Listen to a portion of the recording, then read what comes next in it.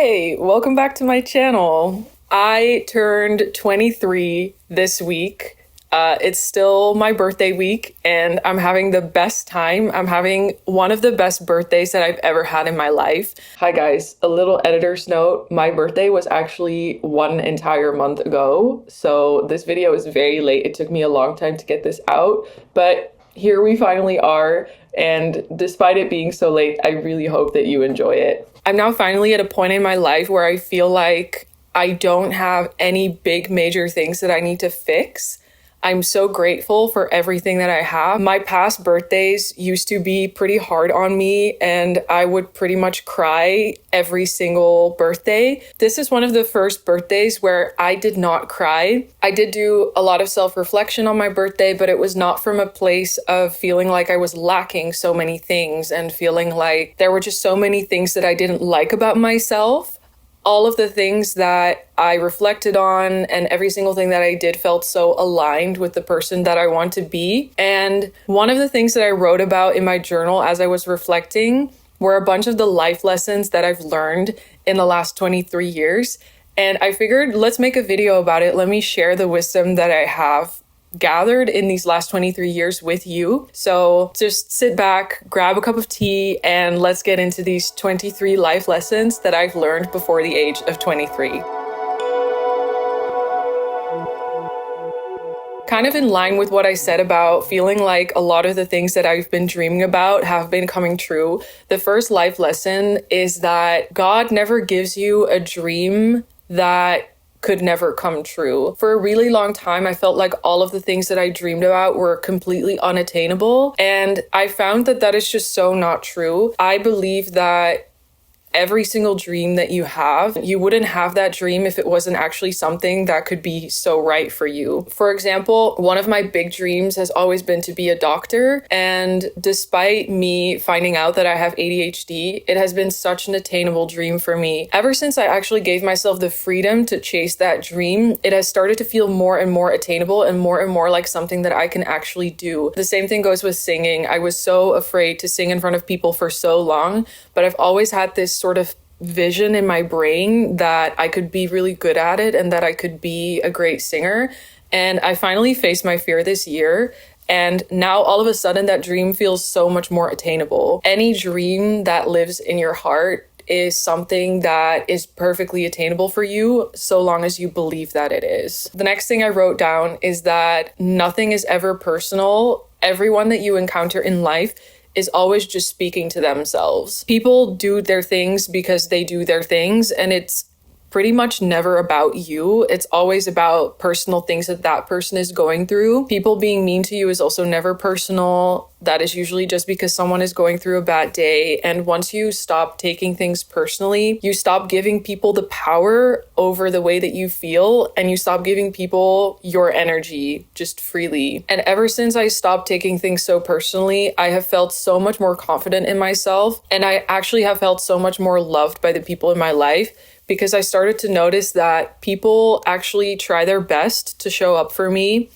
And when they can't, or when they fail, or when they can't fulfill a promise that they've made to me, it's literally never because of something I did. When someone is just not speaking to me for a few days, it's never because I said something wrong. Even the times when it has been because I did something wrong or said something wrong, oftentimes the people that happens with will be like, I understand that you didn't mean it that way, and I do understand that you didn't have bad intentions, but what you did still upset me. And it has never actually led to the end of a friendship, unless there were already cracks in the friendship to begin with and like problems in the relationship to begin with.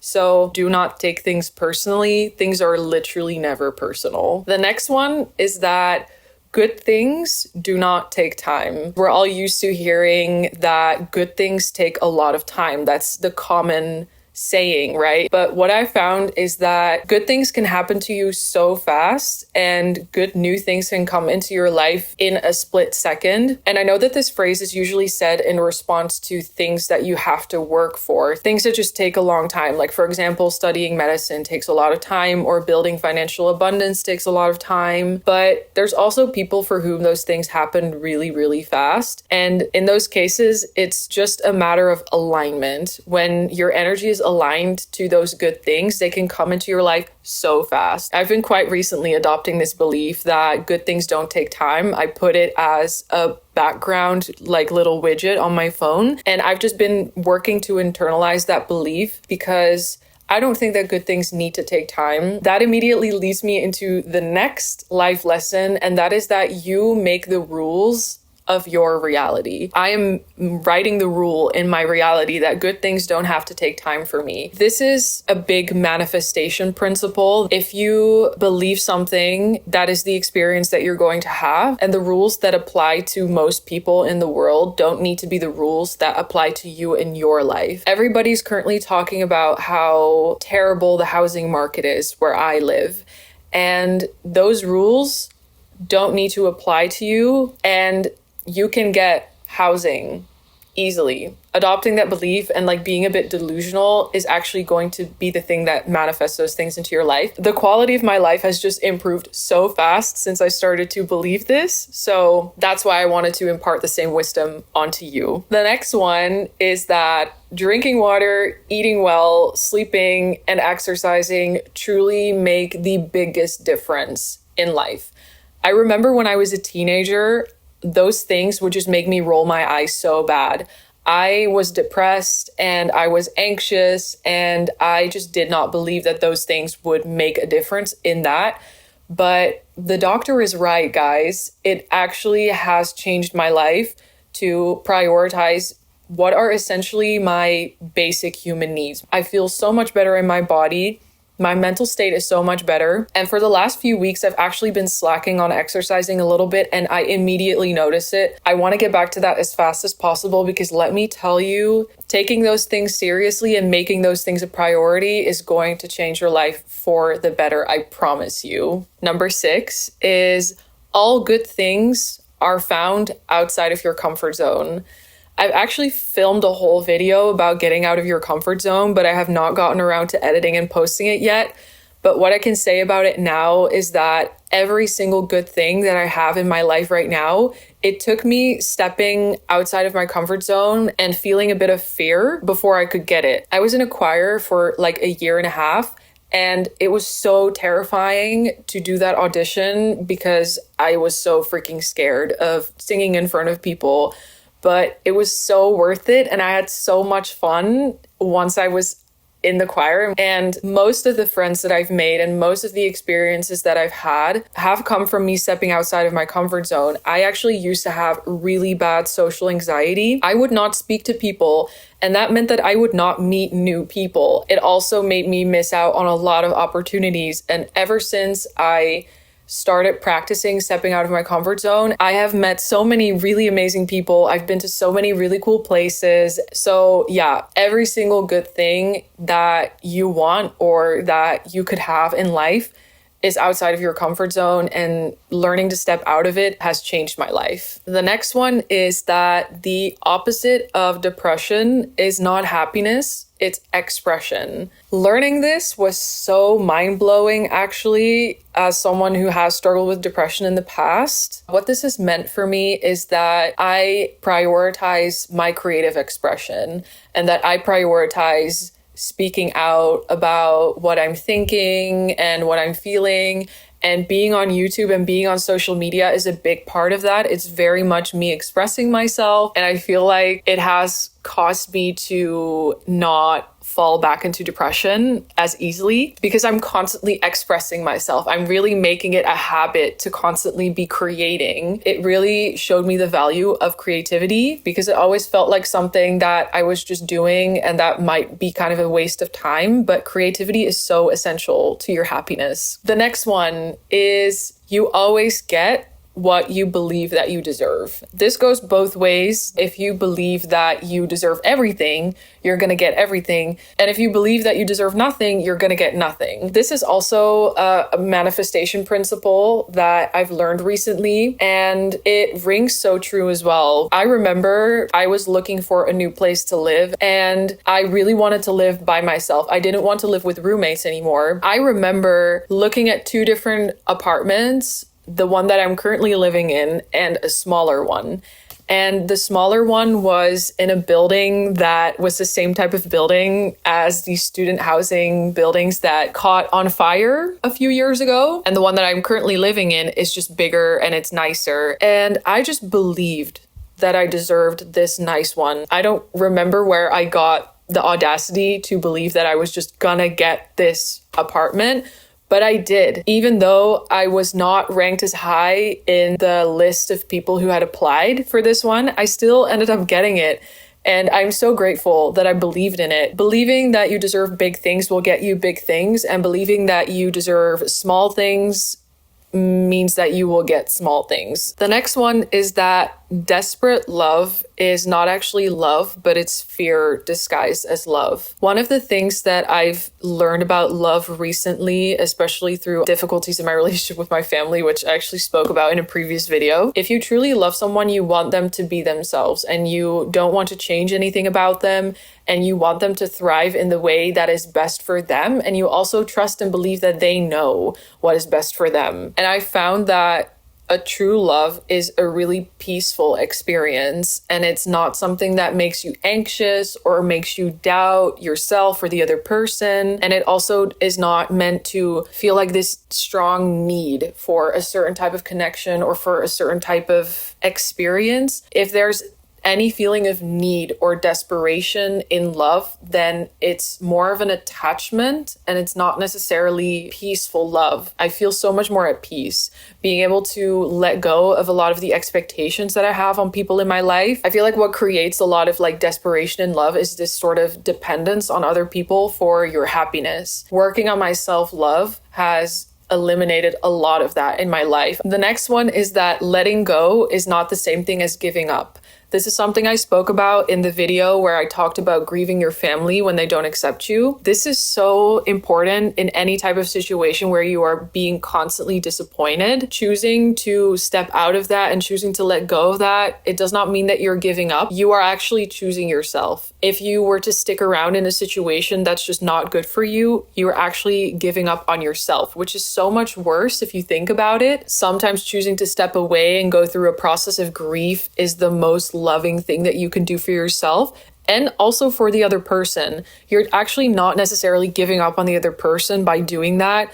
You're just letting them also go and have a chance to heal. My next one is a little bit philosophical, and it's the heart is for living. I used to be such an overthinker. It was because I was living life from my mind and not from my heart. And what the brain is so good at and why it's so important that we have it is because it keeps us safe from a lot of danger. It learns from past experience, usually past emotional experience, and it makes sure that we don't repeat those same things again. But what that can do is lead to overthinking, lead to us being stuck in our comfort zone, and living from the heart and learning to listen to that part of yourself, learning to listen to that part that dreams, that part that is intuitive is so important because it actually leads you to what I believe is your purpose in life. Something that was in my heart was always starting a YouTube channel, but my brain was telling me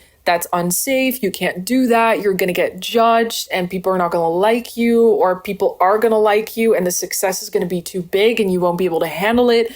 Those are all kinds of limiting beliefs that my brain was producing in order to do its job and keep me safe. And meanwhile, that meant that I was suppressing this dream that I had in my heart that I really wanted to do this. And it's so sad, but now I'm doing it because I've internalized this belief that I should live from the heart and using my mind to sort of guide my heart in the right direction. The next one is a bit of a tough love moment, and that is all of the things that you hate in other people are actually things that you hate in yourself. It very much speaks for itself. All of the things that you judge other people for, that you hate in other people, are either things that you yourself do that you don't like or that you believe are actually wrong, or they are things that you don't allow yourself to ever do because you have internalized that they are bad. I would never allow myself to be angry ever or express that to people because I believed that it was stupid because it would lead to friendships ending or me losing people. And I would always look at other people who would get really mad and think that they were stupid for doing so, because I thought that if I did that, I would be stupid, which I have definitely had to unpack in therapy.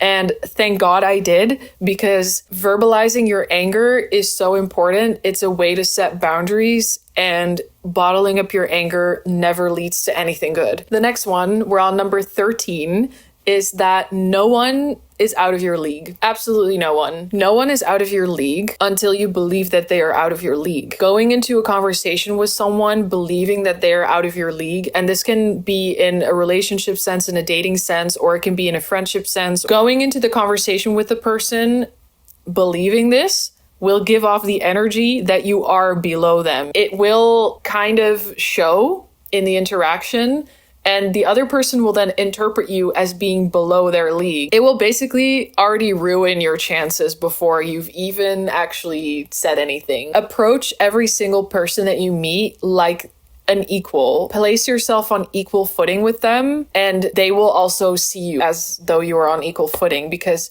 you honestly are. No one is ever above you in this life. No one is ever better than you. As humans, we all have the same inherent worth. And me thinking that people were out of my league was just me being insecure and feeding into my own insecurity, even though that was so unnecessary. Number 14, emotion is the most powerful force in existence.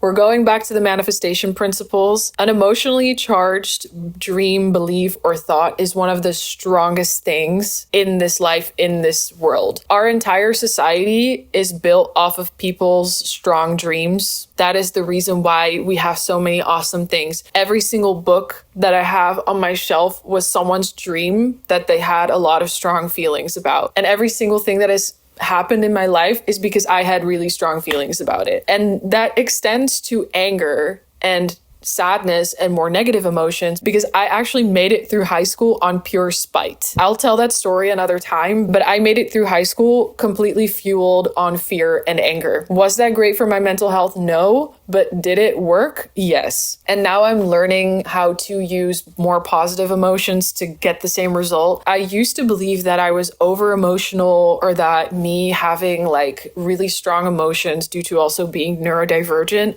could be a bad thing, but it's amazing. It's such a strength, and I'm learning to work with it. And I cannot wait to share more about that, because I am starting to become more and more passionate about it. My emotions are one of my biggest strengths, and your emotions are also one of your biggest strengths. Number 15 is that you should always be working with yourself and not against yourself. I spoke about this in the video that I made about ADHD and food. You should never try to be normal or to do the thing that's normal. You should always do what works for you. If you are also neurodivergent, this is really important advice. Work with your brain and not against it. And if you find that something is just not working for you, then stop doing it and do the thing that works. Even though people might tell you that it's less efficient, if it works for you, that's always going to be the more efficient option. Number 16 is always take care of yourself before you take care of someone else. If you've ever been on a plane, you know that they always tell you to put your own oxygen mask on before you help someone else. I used to be a huge, gigantic people pleaser,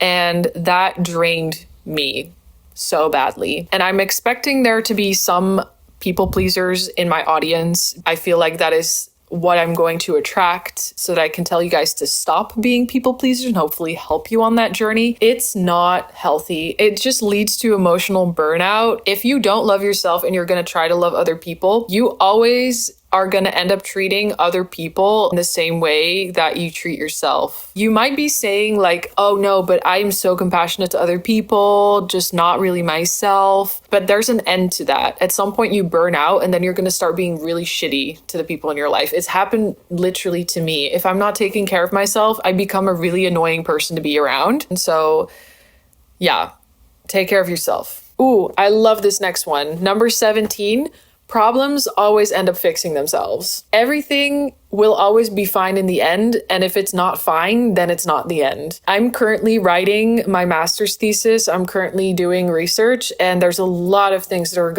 are going wrong in the process, and there's a lot of things that I could be stressing my butt off about. but I am literally just choosing not to because I understand that every problem will eventually fix itself. If I look back through my life, even before I believed this, it was already true. Everything has always been fine. There are so many things that I used to worry about so much that now they're not that important anymore and they're fine. Like my high school grades, I never think about those anymore. Every single problem that you have right now is not going to matter to you in 5 years and it will solve itself eventually. Number 18, romanticize everything in life. Why not make your life feel like a movie? And it can be any type of movie. It can be an action movie. It can be a romantic comedy. It can be a comedy. It can be whatever you want. I love doing this. It's so nice. And it is why my birthday was as amazing as it was. I was like strutting through the streets of Amsterdam, shopping for myself. I went to a restaurant by myself, and the whole day just felt like a scene from a movie. It just felt like one of those montages that you see in a romantic comedy, right? It just makes life so much nicer. It also is a great way to deal with the weather. I know a lot of people hate autumn and winter. Personally, I love autumn and winter because it's so cozy and it's so easy to romanticize. But if you are someone who hates autumn and winter, romanticize it. I literally have like fairy lights. I don't know if you can see it, but I have them all year round. I light candles.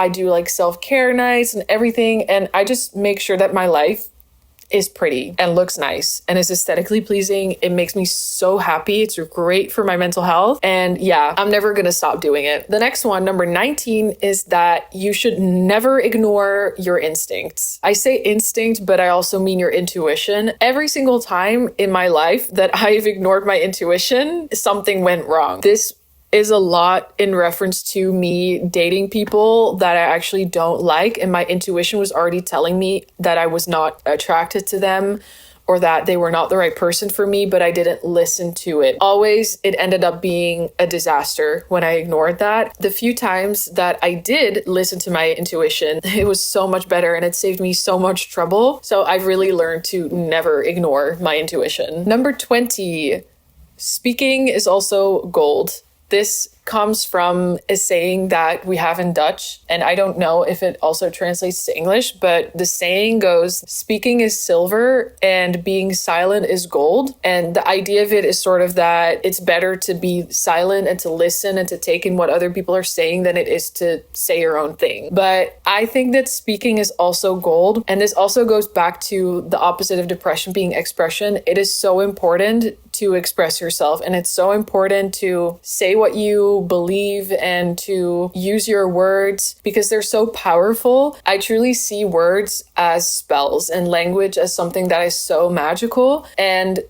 speaking is using that powerful tool that you have. I've just found that speaking, whether it be to set my boundaries or to say something nice to somebody, has been so unbelievably valuable, especially through this like social media thing. I have to be constantly speaking, and it's bringing so many good things into my life. So I don't like that saying anymore. I think that speaking is also really, really valuable. Number 21 is the best time to start will always be now. I used to be a chronic procrastinator, and the things that I was procrastinating on the most would be things that were actually in line with all of the dreams that I wanted to see come to fruition.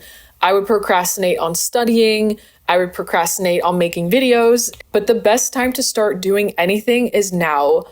Make it exist before you make it perfect, and don't think about the outcome because everything that you're going to be trying for the first time is going to suck at first. It just is. It's never going to be the best thing you'll ever make because the best thing you'll ever make comes with a lot of practice, and practice is so important, but you're never going to get any practice if you don't start. So start now. Don't start tomorrow, because if you say, I'm going to start tomorrow, then when tomorrow comes around, that's today, and then there's another tomorrow. You can keep putting things off forever. Like, that's possible, but it means that you'll never actually achieve your dreams. which is so sad. And I want all of you to achieve your dreams, and I want to achieve my dreams. So start now, don't start tomorrow. Number 22, which has been actually my motto for this entire year. And I actually have this as a little sticker on my mirror in my bathroom. And that is, your strength is in your uniqueness. I'm someone who has always felt like I'm weird. I've always felt like I was too different from other people. But in the last year, I've really started to adopt the mentality that everything that makes me a little weird and everything that makes me unique and makes me me is literally the best thing about me and is what is going to lead to my success and my happiness and to me just living my best life and me being of value to other people. Everything that makes me me and that makes me uniquely me and everything that makes you you is where your strength is and is where you shine. If you're someone who also is a creative person, you'll probably have heard this somewhere before. In a space where there's so much art available and there are so many people who are expressing themselves, the way to stand out is to lean into your authenticity and into the things that make you unique. That is what I've also been trying to lean into as much as I can this year. And it's another thing that has just been so incredibly freeing